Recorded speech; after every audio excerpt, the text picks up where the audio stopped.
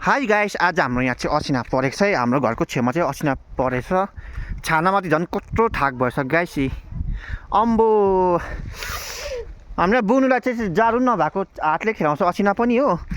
हात भने ठिराउँदैन रहेछ मुसको त झन् सेतै छ झन्। उता झन् म सबै असिना हो यहाँ, सेतै छ गाइस। हिउँ परेको छ हेर्नु त।